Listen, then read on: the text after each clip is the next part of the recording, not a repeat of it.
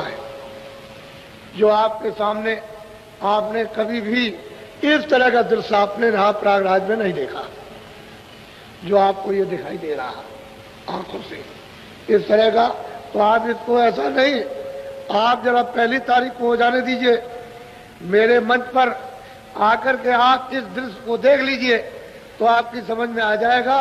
ये सारे देश के अंदर इस जो अपनी सनातन परा विद्या है ईश्वर प्राप्ति के लिए, इस जीवात्माओं के कल्याण के लिए, तो आपको नहीं मालूम कि कैसे चालू होगी।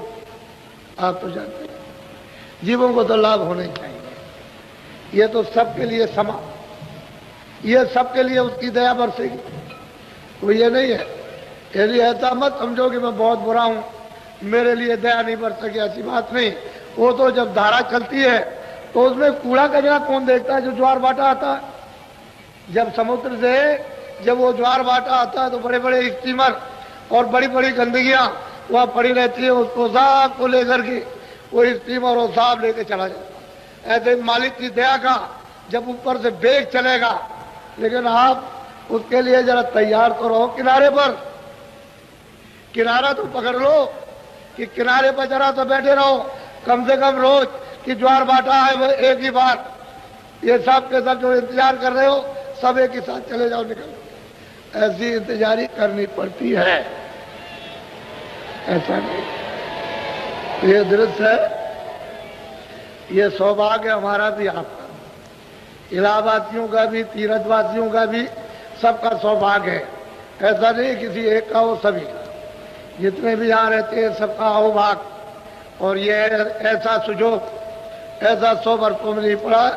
और ये कोई भी मल्लाह या कोई भी हमारे ब्राह्मण पंडा ये समझते हो कि बाबा जी कोई कब्जा करने आए, तो हमारा ये काम नहीं है। हमने तो काम किया और करने के बाद चले गए। कौन आता है, कब फुर्सत मिलती है? अरे भाई ये तो किराए का मकान है, पता नहीं किस दिन पूरा हो जाए। हम तो किराए के मकान में रहते हैं। हमारा जब हम किराए के मकान में रहते हैं तो हम यहाँ कब्जा करके क्या करेंगे? हमारा है यहाँ क्या? इसलिए सब कुछ नहीं। अरे काम के लिए आए, इसमें तो सबका लाभ है, आध्यात्मिक दृष्टि से लाभ, शारीरिक दृष्टि से लाभ, तो आज की जीवात्माओं के लिए, तो सब तरह से परिवार बच्चों के सबके लिए, देश के लिए, आप मतलब ये एक अपने सुख के लिए, शांति के लिए, सबके लिए सबका लाभ। इसमें किसी एक व्यक्ति विशेष की बात है। तो ये परा विद्या हमारी सनातन है, ये अनादिकाल की, और अनादिकाल की विद्या जिसको हमने छोड़ दिया उसके बगैर हम सब लोग दुखी परेशान हैं। तो उसी विद्या का रास्ता पकड़ लो, सीधे ऊपर की तरफ तो चलो, तुम स्वर्ग ही में रहो, चलो तुम वैकुंठ में रहो चल के, लेकिन रास्ता तो एक ही जाने का।